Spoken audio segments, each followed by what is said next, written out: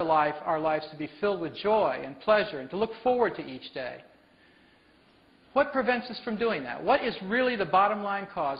How is it that your life maybe doesn't represent as much of this ecstasy as you'd like to have it represent right now? And I'll propose to you that what Bruce was telling you was absolute truth, and I'm just going to add a little bit to it. Whether you're living in growth and protection makes all the difference in the world. What determines that? Well, I can messages as a child versus I can't messages are one of the big ways that that determination happens. If you receive more positive input from your environment, generally your parents, for instance, and you were told that you were lovable, you were told that you could accomplish anything, you were told you were good enough, you were told that you were wonderful, then you're probably having a life that reflects that more now than anybody could imagine, versus if you were told more I can't messages. You're not good enough, you'll never amount to anything, you're not smart enough, all those things that many of us heard. Those go in just like experiences. Those are experiences. They're just information driven, they're parentally induced usually, reinforced by society, and so we end up with a series of experiences that either put us primarily in growth or protection from our perception of life. Turns out our childhood programming becomes our habits of perception and behavior. You get your programs early on. By about 5 years old, the psychologists will tell you, your personality is pretty well set.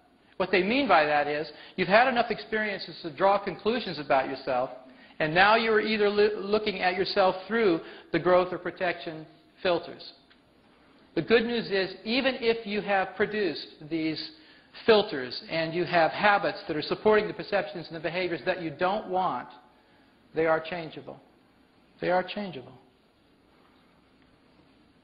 Habits are usually the things that bug us the most because they are what they are. Habits are things that happen out of your conscious awareness. It doesn't seem like you have any control over them. You consciously try to control the habit. You say you're not going to do something, but you do it anyway. So I want to explain to you how the cycle of habituation occurs, why it occurs, and then ultimately how you can break that cycle. These cycles are really self-reinforcing, and let me see if I can explain this to you. I'm going to use the candle as a model because we talked about that earlier. If you're 2 years old and you're having your first encounter with fire, and it happens to be connected to a candle, and you crawl over to this fire, and it's a very interesting thing. You've not formed any opinions about candles or fire yet because you've never touched anything that was hot, and now you do for the first time. All of a sudden you've got an experience. The experience is hurt, ouch. That shapes the perception. The candle's no longer a general thing. Now it's a thing that could create pain. You have a perception of the candle. The perception creates a belief that candles are dangerous, or at least fire is dangerous. You've got it connected to the candle, but the main thing is the fire. That perception then shapes your experience of this candle. The experience reinforces the beliefs. What happens is, the next time you see a candle, instead of crawling over to it and sticking your hand in the candle, your perception of the candle as a possible source of pain keeps you from doing that. The fact that you're not going to go over there and stick your hand in that candle again, you'll never again have the same nebulous sort of perception. You're going to have a very specific perception of candles, and you're going to watch out for it. Now, whether as a child you learned about hot from sticking your hand in the fire and you got burned that way, or as you get older you have more complex experiences, you get burned in other ways. You get burned in relationships, as they say. That's a very complex form of burn, but it's a burn nevertheless.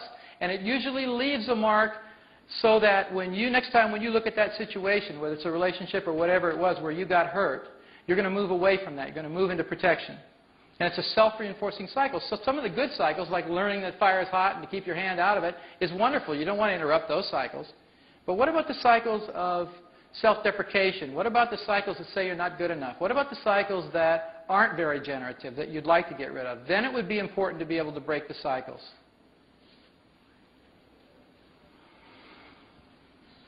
Basically, breaking the cycle amounts to rewriting the software of your mind, because then you can change the printout of your experience. As Bruce said so eloquently, it's about your perception. If you can change how you perceive the environment, essentially how you can perceive yourself in the environment, you can change the environment. You'll be treated differently the second you treat yourself differently. We're told that, day in and day out by all the positive thinkers, but they stop at that part. And then what do you do? Well, there is something you can do, but how do you do it? It requires two things, really, information and tools. I'm going to give you a little bit more information, and then we'll get to the tool part. And please understand that with respect to the tools and the confines of my situation tonight, which is 1 hour, not 2 days in a workshop, I'll be able to hopefully demonstrate at least one of the Psyche change processes that I've developed over the years so that you can get an idea of how quickly a belief you may have had all of your life actually can change, and how you can verify that it's different as soon as it changes. So we'll be doing both things. Now, one of the key pieces of information you need to be aware of that makes all the difference in the world is that you don't have one mind, you have two. I mean, haven't you ever tried to change your mind only to find out your mind has a mind of its own? Bet you have. And I'll bet you relate to some of these things down here, the ways in which people try to do that. If you've ever promised yourself you'd get in shape, but then you didn't. Ever made a New Year's resolution you didn't keep? Ever tried to quit smoking? Try to stop procrastinating. That's a favorite one. You swore you'd never get involved with another relationship, but you do. And the list goes on, and you can fill in your favorite personal one down there about what you've tried to change. And you said you wanted to change it, so there's a conscious intention, a commitment. You're a bright, energetic, committed person, but somehow it just doesn't come off. It doesn't happen, even with your intention focused in that direction.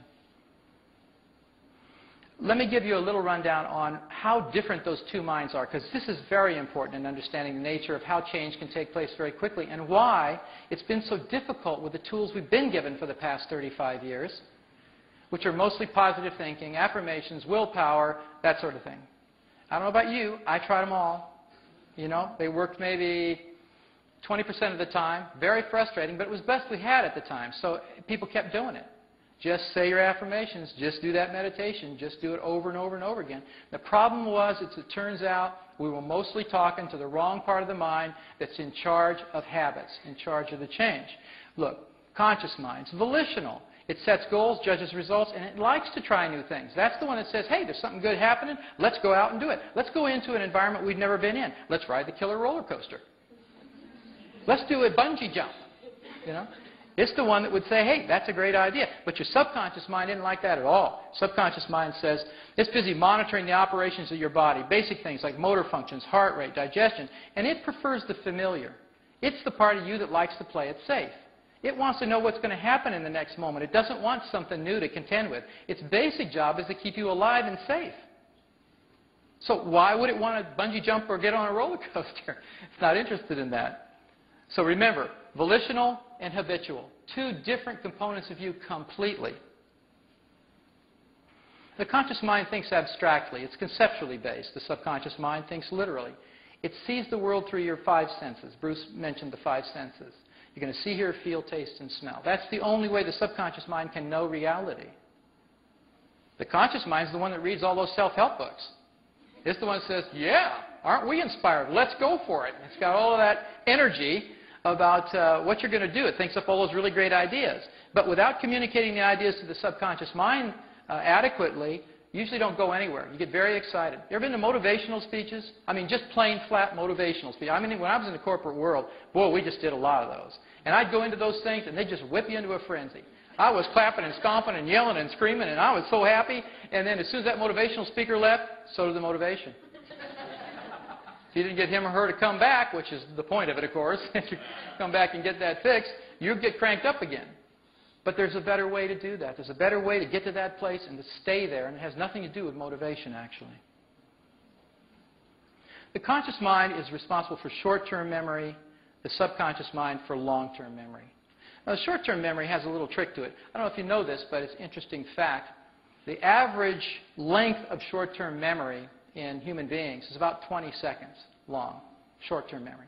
Now, I thought that was really interesting because do you know how long it takes to look a phone number up in a phone book, take the coins out of your purse or pocket, and get them into a machine and dial that? 25 seconds. God's little trick. Yeah. So you can't quite pull that off in short-term memory. The subconscious mind is a very important aspect of this change process that I'm going to be sharing with you because it is responsible for long-term memory. A critical element. If you get up in the morning and you've forgotten basic things that you learned when you were a child, like, say, walking, things like that, driving as an adult, you'd have to relearn everything every morning when you got up. So you don't have to do